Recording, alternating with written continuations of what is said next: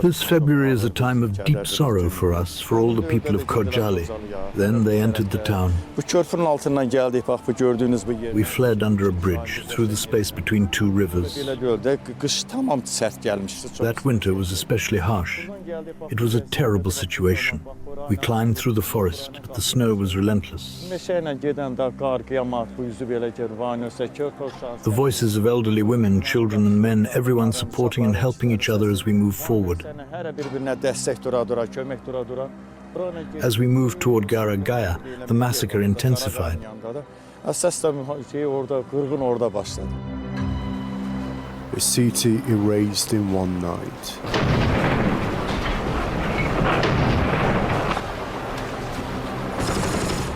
Khojaly, once one of the largest towns in Karabakh, saw its existence come to a brutal end on the night of 25 February 1992.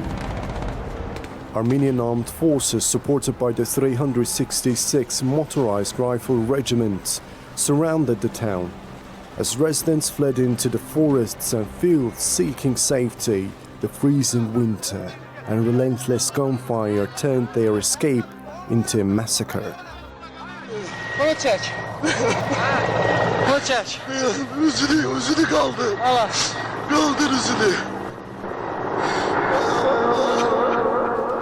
In the aftermath of the attack, 613 Azerbaijanis lost their lives, including 106 women, 63 children, and 70 elderly people.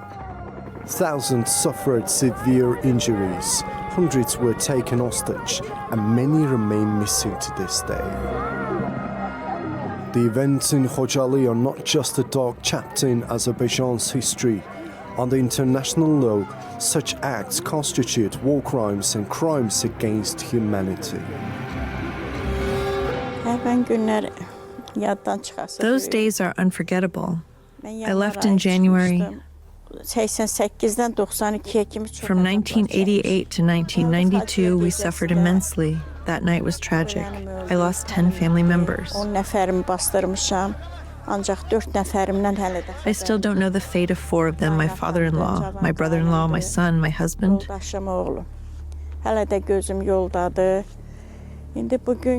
Today, I am grateful to be back in my own home, in my own yard.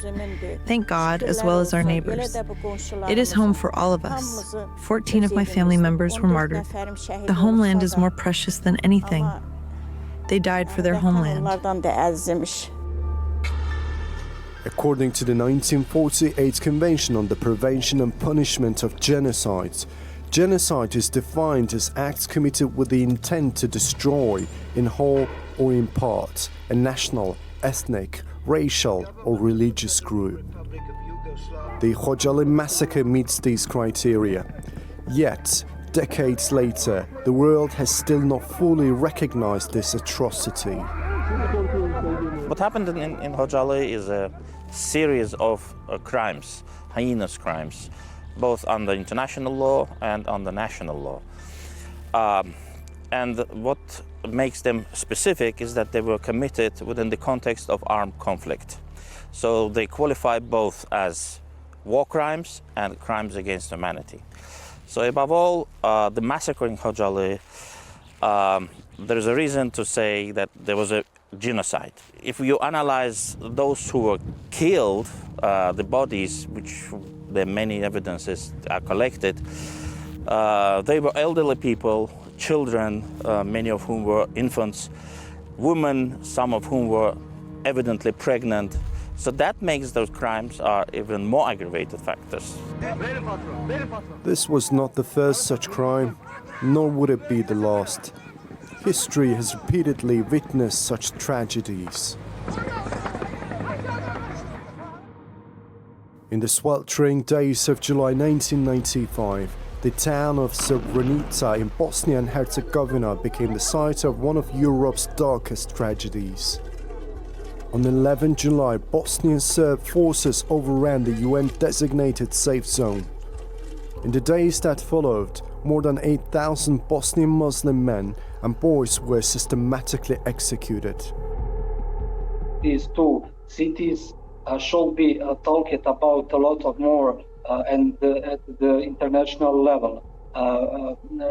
We must do effort to present the world what happened in Khojaly, what happened in Srebrenica. I think Azerbaijan and Bosnia and Herzegovina can together to speak about this situation, and because I think Azerbaijan and Bosnia and Herzegovina are two friendly countries.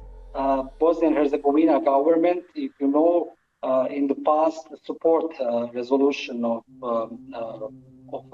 Khojaly. Also, I hope that will do Azerbaijan, and that is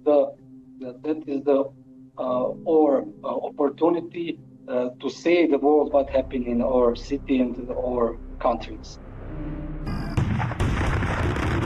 Between April and July 1994, Rwanda witnessed one of the most brutal genocides in modern history. Hutu extremists launched a campaign of mass murder, targeting the Tutsi minority and moderate Hutus. In just 100 days, around 800,000 people were slaughtered. I, like many others, fled when the war started in Rwanda. Many Rwandans escaped to Bukavu and stayed there for a long time. We welcomed them as our brothers because we had lived with Rwandans for a long time. Some of us, when we were children, believed we were all one people in Congo. Later, we realized that was not entirely true, and differences existed. When the Rwandans arrived, we received them and they stayed with us. The violence erupted on 6 April 1994, following the downing of Rwandan President Juvenal Habyarimana's plane. Almost immediately, coordinated attacks began, with neighbors turning against one another. Armed with machetes, clubs, and firearms, perpetrators carried out massacres in churches, schools, and villages. Years later, in 2019, French President Emmanuel Macron acknowledged France's role in the genocide, and a 2021 Commission report confirmed serious and significant responsibility. However, for many survivors, justice remains elusive.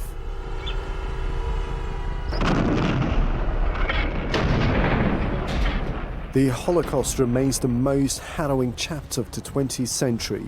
Carried out by Nazi Germany, it resulted in the systematic extermination of 6 million Jews, along with millions of other victims, including Poles, Romani people, disabled individuals, and political dissidents. The genocide began with Adolf Hitler's rise to power in 1933. With the ideology of racial purity at its core, the Nazi regime implemented laws stripping Jews of their rights, escalating to mass violence during Kristallnacht in 1938. My mother is Rivka. She's the daughter of this Mordechai, his 7 brothers and sisters were killed during the Holocaust. So this, one side of the family from my mother's side. From my father's side also, unfortunately, we lost a lot of relatives during the war, but his siblings and his parents, they were already in Israel, so they were safe. But my mother's side, from her father, that's the story of their family. So obviously that's one of the, I would say, the most tragic event or time of the Jewish people, especially the Ashkenazi Jewish community, the European Jewish community, where more than 35% of the community was killed in Europe. While time moves forward, the cities destroyed by war are rebuilt. The memory of these tragedies endures. Khojaly is no exception. A place once marked by loss and devastation is being revived, its residents returning, new homes rising. But the pain of that night still lingers in every stone, in every street. 1940, 1941, 1992. History repeats itself and the world stays silent. 613 people were massacred in Khojaly in Azerbaijan. More than 8,000 in Srebrenica. Nearly 1 million in Rwanda. Every time we say, never again. Yet it happens again and again.